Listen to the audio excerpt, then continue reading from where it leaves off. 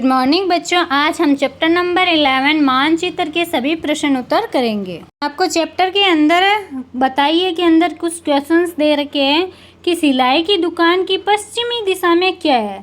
आपको यहाँ पे है ना संजू का गांव दे रखा है, जिसके अंदर है ना एक ड्रॉ कर रखा है।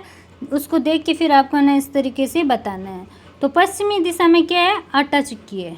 सेकंड दे रखा है आटे की चक्की की उत्तर दिशा में क्या क्या है? तो उत्तर की दिशा में पेड़ और कुआं है। 3 नंबर पे नक्शे में कौन कौन से जल स्रोत है? तो नक्शे में अपने को देख रहे हैं कि कुआं और तालाब दिखाई दे है। मंदिर की उत्तर दिशा में क्या है? मंदिर की उत्तर दिशा में है तालाब। और नक्शे में कौन कौन से सार्वजनिक स्थल दर्शाए गए हैं? तो सार्वजनिक स्थल कौन कौन से हैं? मंदिर है, कुआं है, तालाब है, चौपाल है। ये क्या है? सार्वजनिक स्थल है। फिर आपको नेक्स्ट दे रखा है कि मंदिर को दक्षिणी दिशा में एक आपको क्या करना है? हवेली बनाना है दक्षिण दिशा में। और फिर एक सेकंड नंबर पे दे रखा है कि संजू के घर की दक्षिणी दिशा में एक प्राथमिक विद्यालय बनाना है। तो ये आपको ना डायग्राम के अंदर बनाना है। एक तो क्या बनाना है? मंदिर की दक्षिणी दिशा में क्या करना है? एक हवेली बनानी है और एक क्या करना है? प्राथमिक विद्यालय बनाना है। आपको अगले पेज पे दे रखा है कि अपनी गली का ऐसा ही नक्शा बनाइए। घर पहुंचकर नक्शे का अपनी गली से मिलान कर देखिए। क्या आपने दुकानें, मकान और सभी जगह बनाई है? अगर कुछ छूट गया हो तो उन्हें भी बना लीजिए। तो अपन है ना मेरे द्वारा बनाए गए नक्शे और अपने नक्शे में बनी जगहों के लिए उपयुक्त चिन्ह सोचिए। कॉपी में इन चिन्हों का प्रयोग कर ये नक्शा बनाइए। तो अपन इसके अंदर है ना आप जहाँ पे भी रहते हो उस गली का आपको नक्शा बनाना है पहले, और फिर है ना जब आप घर जाते हो तो उस नक्शे से आपको मिलान करना है। मैंने अपनी गली का नक्शा बनाया जिसमें मेरे घर, पड़ोसी की घर, गली का मोड़ और पास की दुकानों को दर्शाया था।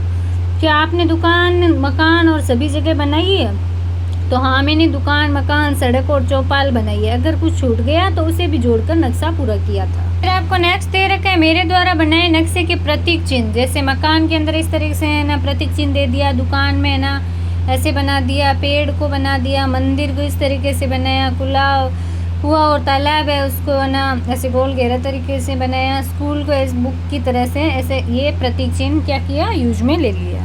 फिर आपको गतिविधि 2 के अंदर क्वेश्चन पूछा गया है कि आपके घर के उत्तर में क्या क्या है? तो मेरे घर के उत्तर में चौपाल और बगीचा है। सेकंड है आपके घर की दक्षिण दिशा में कौन कौन से स्थान है? तो दक्षिणी दिशा में स्कूल और 2 दुकानें हैं। आपके घर की पूर्व दिशा में कौन सी दुकानें, स्थान और भवन है? तो पूर्व दिशा में मंदिर और किराने की दुकान है। फिर आपके घर की पश्चिमी दिशा में क्या क्या है? तो पश्चिमी दिशा में खेती का खेत और कुआं है। फिर नेक्स्ट क्वेश्चन अपने को दे रखा है आपका विद्यालय आपके घर की किस दिशा में? तो विद्यालय मेरे घर की दक्षिणी दिशा में है। फिर है आपके गांव के सार्वजनिक स्थल क्या क्या है? मंदिर है, पंचायत है, भवन है, चौपाल है, कुआं है, स्कूल है और तालाब है। फिर आपके गांव के प्राकृतिक स्थान है, पास में झील, जंगल और पहाड़ी है। फिर आपको दे रखा है कि राजस्थान के मानचित्र में जिले के नामों को पहचानिए, मतलब कितने जिले हैं। तो राजस्थान में कुल 50 जिले 2023 तक थे और कुल जिलों की संख्या कितनी थी? 50 2023 तक। लेकिन 1 जनवरी 2025 तक प्रशासनिक उद्देश्यों के लिए राजस्थान को 41 जिलों और 7 प्रभागों में विभाजित किया गया है। फिर आपको दे रखा है कि आप कौन से ज़िले में रहते हैं। तो इसका आंसर आप है ना जिस ज़िले में रहते हैं उस ज़िले का आप नाम बताओगे। फॉर एग्जांपल के लिए मैं जयपुर ज़िले में रहता हूँ या रहती हूँ। फिर आपकी पहचान के लोग कौन कौन से ज़िलों में रहते हैं। तो जैसे कि मेरे रिश्तेदार अजमेर और कोटा में रहते हैं। आप कौन कौन से ज़िलों में घूमने गए हुए? तो आप कौन कौन से ज़िलों में घूमने गए हुए वो आपको लिखना है। जैसे कि अजमेर, उदयपुर, जोधपुर, जहाँ पे भी आप गए हो वो आप लिख सकते हैं। अपने अनुभव को ना मतलब साझा करना है। जैसे मैं उदयपुर गया तो झीलों का नज़ारा बहुत सुंदर लगा, इस तरीके से आपको बताना है। अपने ज़िले के पड़ोसी ज़िलों के नाम बताने हैं। जैसे कि जयपुर के पड़ोसी ज़िले क्या हो जाएंगे? अजमेर, अलवर, दौसा, टोंक, सीकर, ये आपको बताना है। फिर आपको पूछा गया है कि आपके क्षेत्र में कौन सी भाषा बोली जाती है। तो राजस्थान में राजस्थानी, मारवाड़ी, मेवाड़ी, हाड़ौती, ढूंढाड़ी आदि भाषाएं बोली जाती है। आप अपने इलाके की भाषा भी अपन यहाँ पे लिख सकते हैं। फिर आपको राजस्थान का भूगोल बताया गया है। थार का रेगिस्तान, अरावली पर्वतमाला, प्रमुख नदियाँ, चंबल, बनास, लूणी, माई, ये सब बता रखा है। फिर आगे आपको दे रखा है कि राजस्थान की प्रमुख नदियाँ और वे किन जिलों से होकर बहती है। जैसे कि चंबल नदी है वो कोटा, धौलपुर, बूंदी और झालावाड़ से। बनास है वो अजमेर, भीलवाड़ा, चित्तौड़गढ़ और टोंक से। लूणी नदी है वो है जोधपुर, बाड़मेर, पाली और जालौर। माई नदी है बांसवाड़ा और डूंगरपुर से होकर बहती है। फिर आपको राजस्थान के ऐतिहासिक स्थल बताए गए हैं, जैसे आमेर जयपुर में, चित्तौड़गढ़, जैसलमेर, कुंभलगढ़, मेहरानगढ़ जोधपुर में, ये ऐतिहासिक स्थल बता रखे हैं। फिर राजस्थान के प्रमुख शहर और ज़िले बताए हुए हैं, जैसे जयपुर, जोधपुर, उदयपुर, बाड़मेर, बीकानेर, अजमेर, कोटा आदि प्रमुख शहरों को राज्य के मानचित्र में आपको क्या करना है, दर्शाना है। जितने भी ये ज़िले दे रखे हैं उनको आपको ना एक मानचित्र होता है राजस्थान का, उसके अंदर आपको दर्शाना है। फिर आपको दे रखा है कि राजस्थान के मानचित्र में अपने ज़िले को पहचान कर उसको क्या करना है, रंग भरना है। और फिर क्या है, पड़ोसी ज़िलों को भी अलग अलग रंग से क्या करना है, भरना है। सेकंड क्वेश्चन ये दे रखा है। तो इसके अंदर मान लो जैसे कि कोई जयपुर में रहता है तो उसका नाम जो राजस्थान का मानचित्र होता है उसके अंदर जो जहाँ पे जयपुर है वहाँ पे आपको कलर भरना है। और फिर सेकंड क्वेश्चन है उसके अंदर आपको ना जो आपके ना पास में जो भी जयपुर ज़िले के ज़िले लगते हैं उनको भी कलर करना है। फिर आपको दे रखा है भारत के मानचित्र को देखकर राजस्थान के पड़ोसी राज्यों के नाम लिखने। तो राजस्थान के पड़ोसी राज्य कौन कौन से हैं, जैसे पंजाब है, हरियाणा है, यूपी है, एमपी और गुजरात है।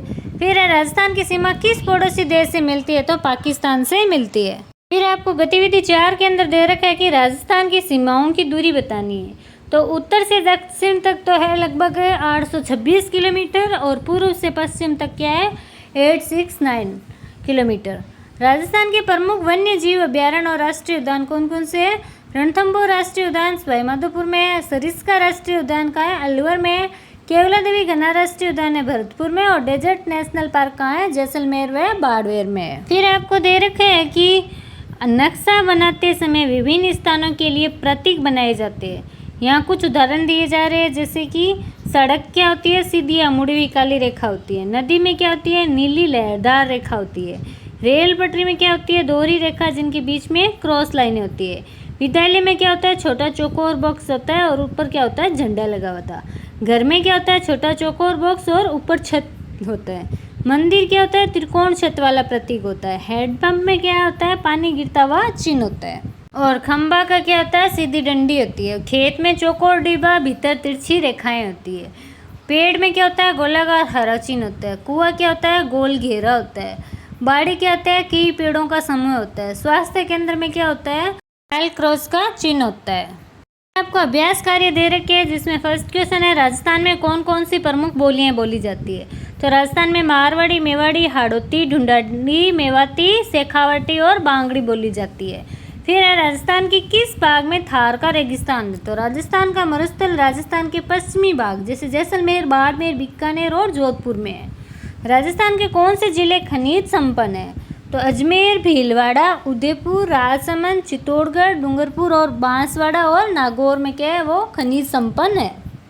फिर आपको दे रखा है कि आपको है ना मतलब डायग्राम बनाना है। इसमें विद्यार्थी को राजस्थान की पारंपरिक पोशाक पहनकर महिला व पुरुष का चित्र बनाना है। महिला को ओढ़नी, घाघरा, कांचली और गहने पहने हुए, और पुरुष को क्या है, धोती, अंगरखा, पगड़ी और जूती पहने हुए आपको चित्र बनाना है। तो आप अपने हिसाब से ना चित्र बना सकते हैं। मैंने यहाँ पे डायग्राम दे रखी है, उस अकॉर्डिंग बना लो, या फिर आप किसी और तरीके से बनाना चाहो तो वैसे भी आप बना सकते हो। फिर सेकंड नंबर पे आपको दे रखा है कि राजस्थानी बाजार की कल्पना करनी है आपको। तो वहाँ पे कौन कौन सी चीज़ें मिलती है, जैसे पारंपरिक कपड़े और गहने मिल सकते हैं, रंगीन चूड़ियाँ, मिट्टी के बर्तन, ऊँट सवारी, मसाले, कठपुतली, खिलौने, लकड़ी व धातु के सामान क्या होते हैं, राजस्थान में आमतौर पर मिलते हैं।